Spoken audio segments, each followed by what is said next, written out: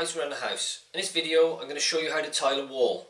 The things you're going to need to tile a wall are a good tile trowel. You're going to need a sponge, a bucket and some water, and you're going to need some tile spacers.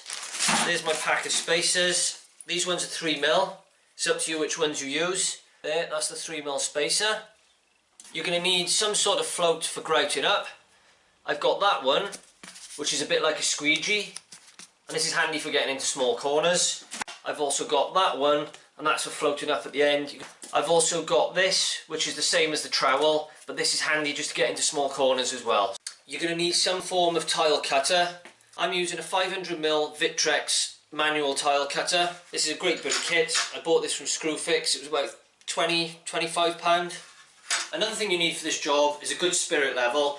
The longer the better really, as long as it fits into the gaps you want, and you'll be using this to mark out centre lines for your tiles, and it's also very good when you're tiling the wall to put against your wall and ensure that you're getting it as level as possible. Today I'm using this tile cement.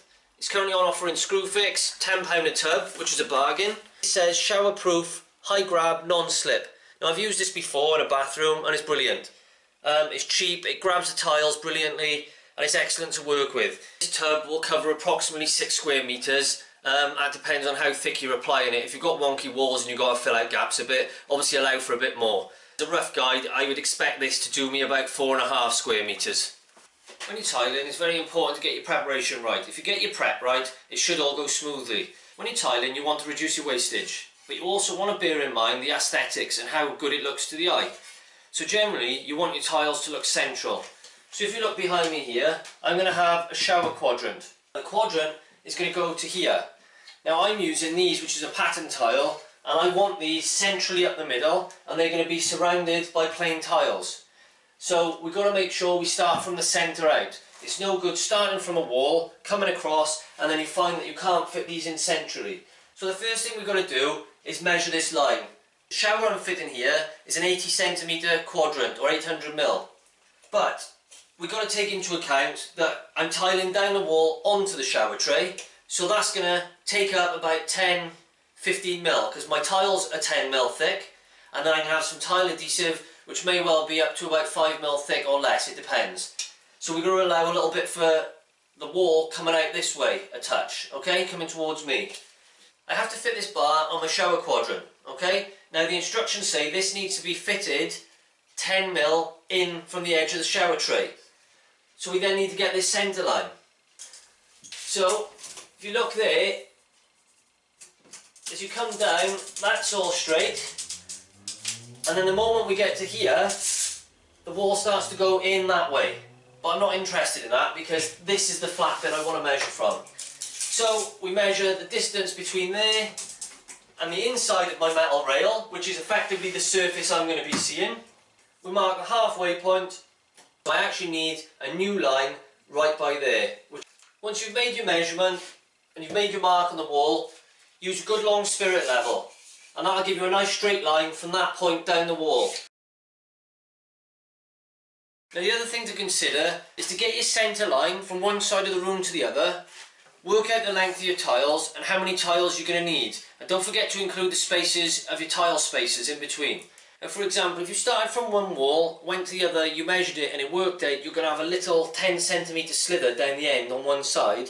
You don't want that, that's a waste of time, and it looks bad. So what you want to do then is recalculate it and work it. If you move this tile over enough, how can you get it that, so maybe your two end tiles can be as close to half as possible, and then you'll be able to use one tile, cut it down the middle, either end of your room you'll just have half tiles running down the wall. Now that's a perfect example. You're not always going to get half tiles, but the point of this is that you want to work it so both sides of your room are symmetrical and with the least wastage possible, if you can. When tiling down to a shower tray, it's important to get a good bead of sealant in the gap behind your tray and the wall. And then when we put these tiles on with the tile cement, they'll be out off the wall a little bit like that, and then they'll sit down nicely onto the shower tray. Now it's up to you whether you put this tight to the shower tray or not. I tend to put spacers underneath my tiles and then fill the gap with grout. And what that does, it allows a little bit of room for any expansion and any movement when you're on the shower tray, so it's not forcing your tiles up and down, because it's bound to have a little bit of movement. My sink unit is going to go over here. I want to put a pattern tile above my sink just to give it a splashback effect. In order to do this, I've worked out the height of my sink when it's set up, and I've taken into account the height of the floor tiles, and I've drawn myself a line. The pattern tile is going to start from here and go up to here. So I need to apply this line to this wall over on the shower. Right, so you need to get your straight edge and put one end of it over there on your line above your sink.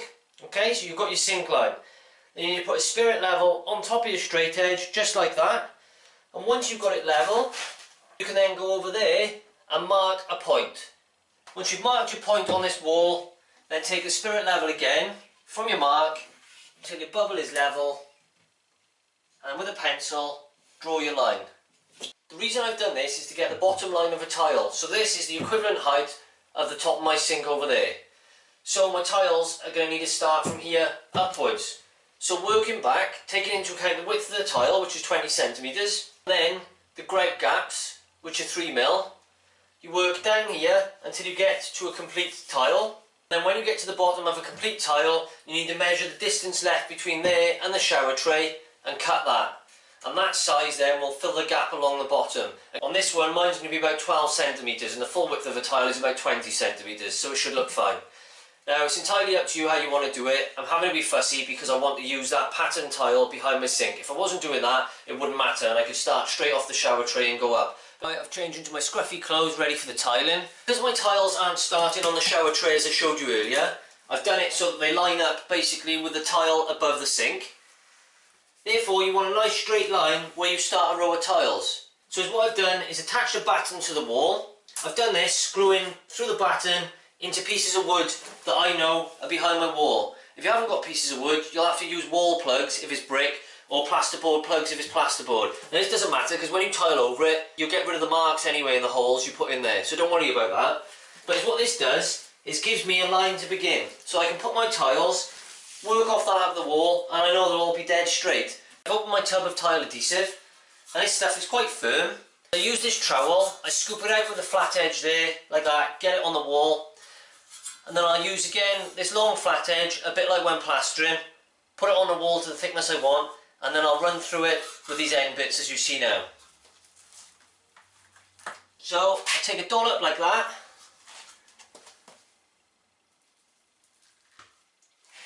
this stuff's fairly easy to work with.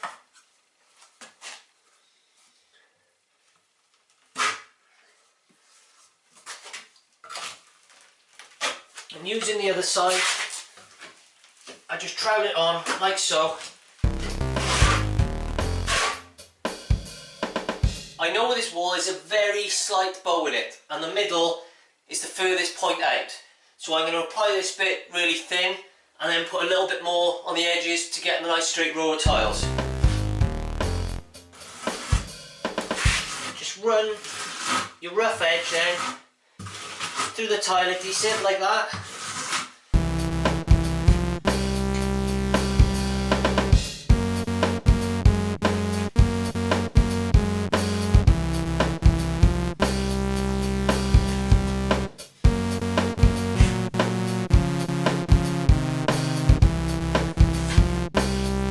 So always using your level as you're going along, making sure everything's straight, and don't forget I've drawn my centre line, so that's what I'm working to with the pencil marks.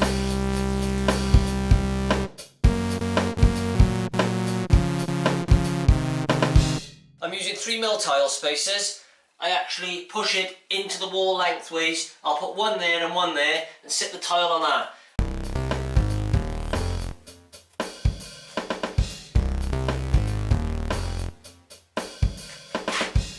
Got a bucket of water and a sponge, and whenever these tiles get a bit dirty, which they do because I'm not very good at keeping it clean sometimes, then just give it a little rub like that, get it off while it's fresh and it'll come straight off, no problem.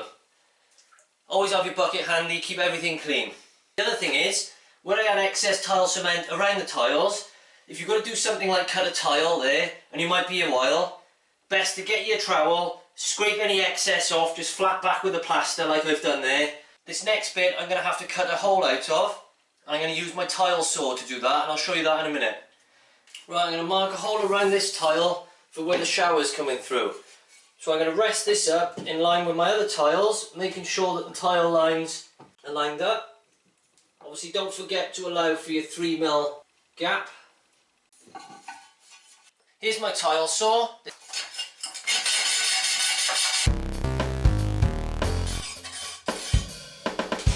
So there you have the cut bit of tile by there, and that's ready to go up around the shower. When you measured your tiles up, you obviously want to measure the width you need. Just draw a pencil line, right like I've done across there. You've got to line this up with your tile cutter.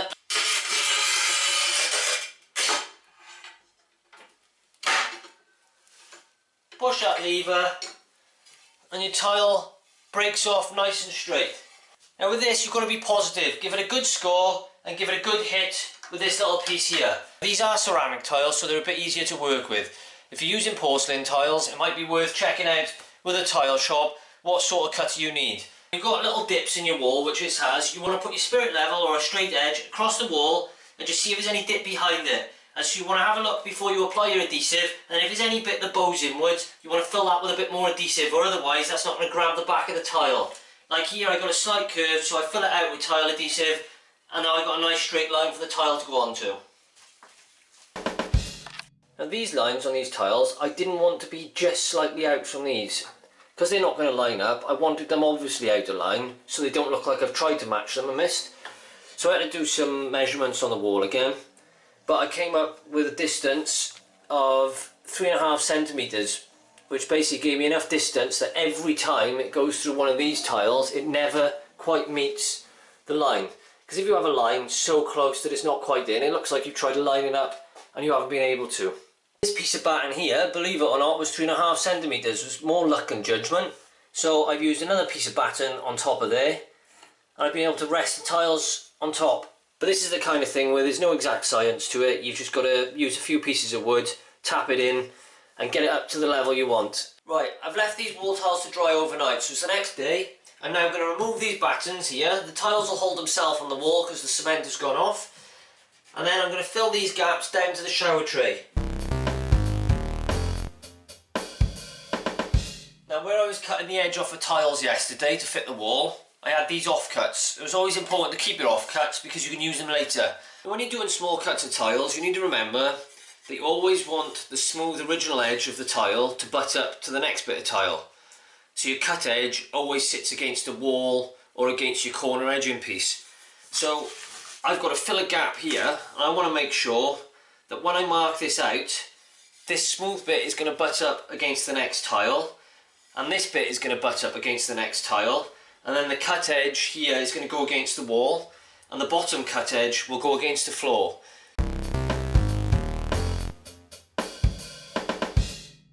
So I just line my tile up with the cutter underneath my handle. I line it up with the line on the top of my cutter, push forward gently and score, and then get your little bit on the end of the tiler and just push quickly and positively like that. And you end up with a lovely cut tile. And then this piece should fit nicely in there. Here's another little tip for you. You don't always have to put the adhesive on the wall. If you've got a small bit of tile like this and you're in an awkward little area, it's perfectly acceptable to get your tile cement and just put it onto the back of your tile like that. Then in this corner, I've got a piece of tile that's going to have to come down here in an L shape and then down here and fill this gap. First of all, use the manual tile cutter to get the full depth. Okay, so I've cut my tile at its deepest point to the right depth. Then I've also cut the width that way, so I've had to cut it down there. So square edges, do with your manual tile cutter. Then is what I've got left to get my L shape, is I've got a line across there and down there. And then the waist that I want to cut out, if you just put a squiggly line on it like that, and then you can't make a mistake. When you go to your tile cutter, you know that's the bit that needs to be removed. And so we're going to go outside now, and I'm going to do this on the electric tile cutter. Right, here's my electric tile cutter. Give you a quick overview. You've got your tray here, this is what you put your tile on. You've got your cutting disc, diamond tip, Under here you've got a water tray and your blade runs through that, and that keeps the disc cool while it's cutting. Right, I'm going to turn the cutter on and I'm just going to cut along the line I've drawn on my tile. Along there and along there.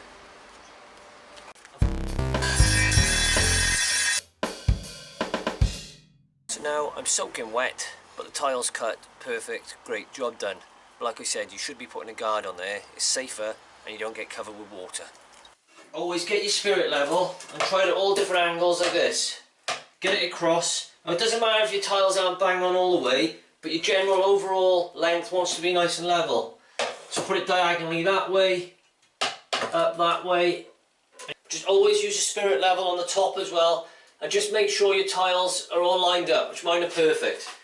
Right, for this next bit, I'm going to be applying my angle bead down the edge of these tiles. Now I'm using a flat or square edge corner bead. You can use the curved ones.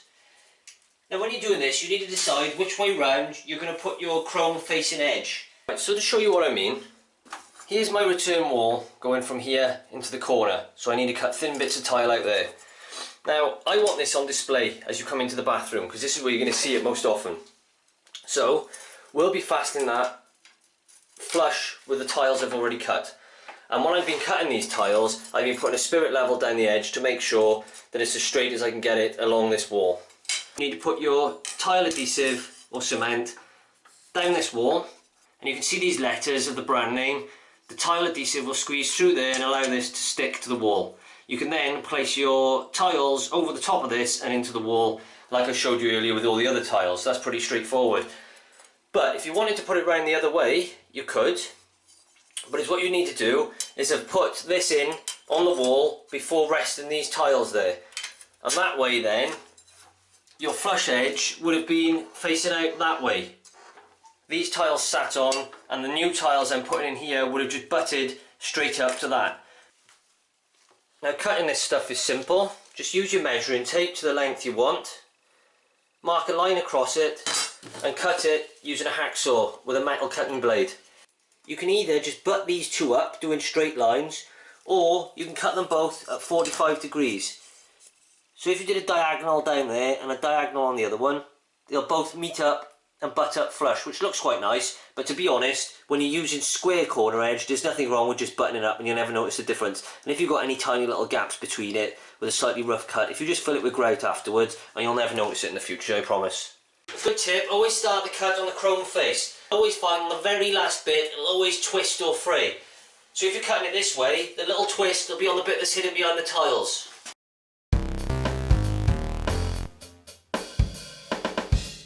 This chrome strip I just cut fits perfectly. So we're going to just get some tile cement, like I showed before.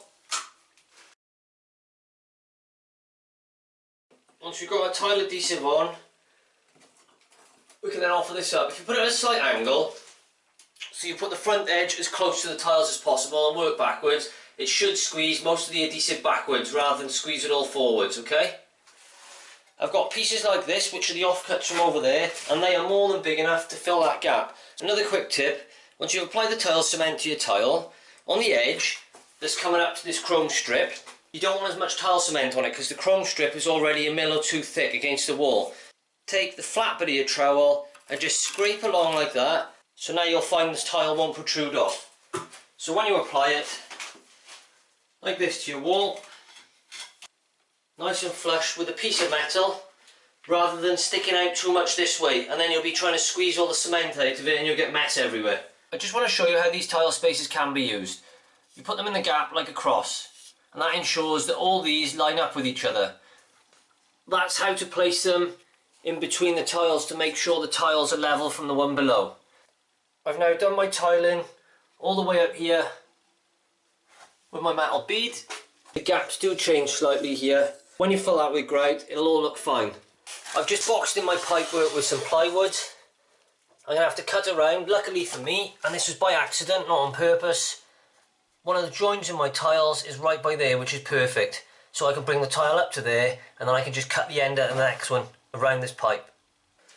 Also note, like here, I'm just using pieces of cardboard just to wedge this out off the wall to make sure it doesn't fall back. And obviously I'm not too worried about the gap there, because I'm going to have another row of tiles coming up to this. I've used little pieces of plywood I had floating round, and a spacer, and some cardboard, just to get my level right. And as all I did was ran the spirit level across the top of this. I obviously ensured that that lines up with this line as well, so that the line has got the continuity all the way round. I've now tiled all this back wall. Now you can see there what I was discussing at the start of this video, which is this pattern tile here is going to be pretty much in line with the top of my sink, so it looks a bit like a pattern splashback, and I wanted that to match these patterns over on this shower wall. Now the problem I had with that was I knew exactly the height of the sink, and I had to put that mark from the height of the sink exactly onto this wall, and then I had to work from that line down. So if you look, this is my sink line, and then I had to measure down from that in hole tiles, and this is what I was left with, and then I had to do a small cut down to there. Now it's fine, it's just a bit trickier, and it's a lot of work, and a lot of people wouldn't notice at the end the work has gone into it. But clearly in the long run that sort of preparation makes such a difference, because it's a nice little feature and it just ties that wall in with that wall. Preparation is the key. Get your measurements right, get your levels right, and you'll be laughing. I've already secured the chrome strip for the shower on this wall. The reason for that is this is where I'm taking the tiles up to. I'm not taking them any further. So I can now measure the exact centre point between this and these tiles, and that will be my centre point for these pattern tiles on this wall. Right, I've just started off the bottom of this wall, and just to show you again, there may be other ways to do this, but the way I do it, it's a bit fiddly, but it's getting this first row done, which takes a bit of time, and I'm trying to match this line up with that line. So I drew some lines on the wall, you can see it there, okay, but don't forget I did this one at a different level. You can see it there, that one's slightly lower than that one. So what you're after is this top edge to be level. It doesn't matter if the bottom isn't, because you can obviously fill it with grout. So once you've fiddled around with it and made sure you put your spirit level on it and got that level, and then you can work your way up then like I did on the other bit of the wall, right to the top. There was something I wanted to show you I forgot earlier, and that's one of these.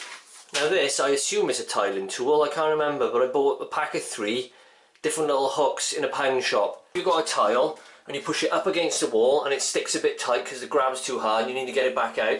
You can just push these like that into the tile.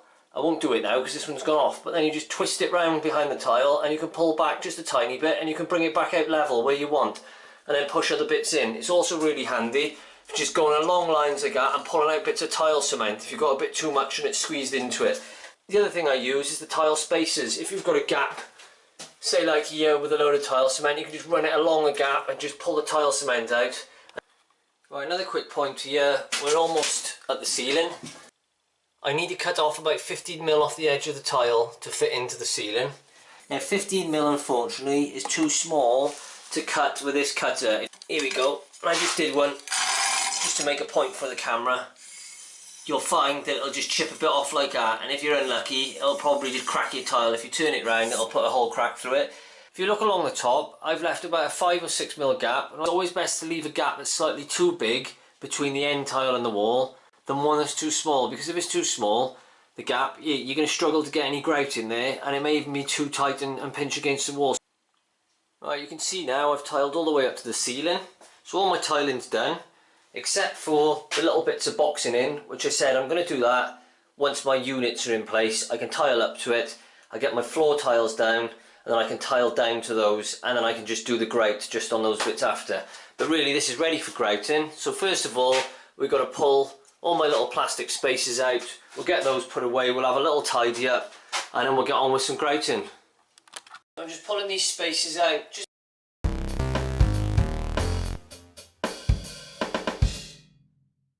The next thing to do is get a nice bucket of clean water, and we need to go over these tiles and give them a good clean and make sure there's no tile cement left on them. For the grouting, you're going to want a bucket trowel like this, and that way you can mix your grout together in the bucket. I've just given my tile cement bucket a clean, and I'm going to mix it in that. What I'm going to do is use a little bit of clean water, and I'm going to put that in the bucket first. I'm going to start with a little bit. I'll try a tad more than that. I'm just going to see how we go with that.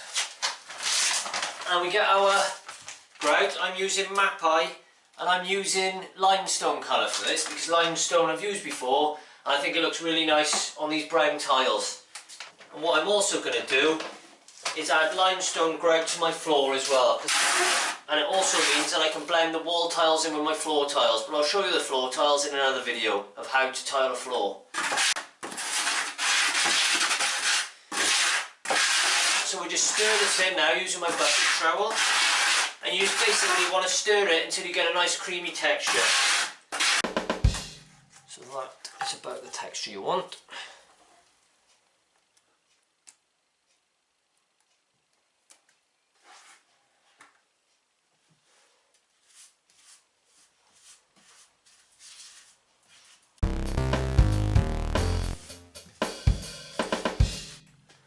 Right, so as you can see, once you've applied your grout, you want to get a damp sponge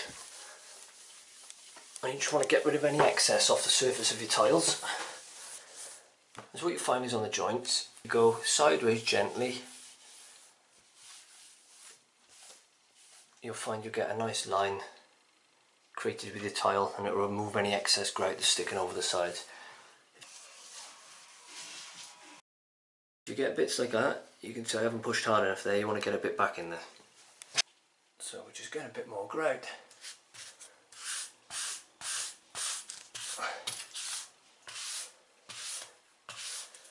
And you just push it in just like that.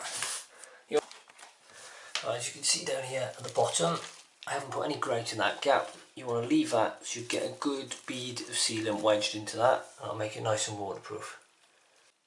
So what you want to do is make sure you go over this with a sponge a few times, give it a good clean, and when the grout goes a bit dry on it, just get the sponge back over it again and get it all off nice and clean. And then on to the next section. Make sure on these metal bits you keep the grout off, because that will corrode them if you leave it on there and it goes hard, so keep that nice and clean.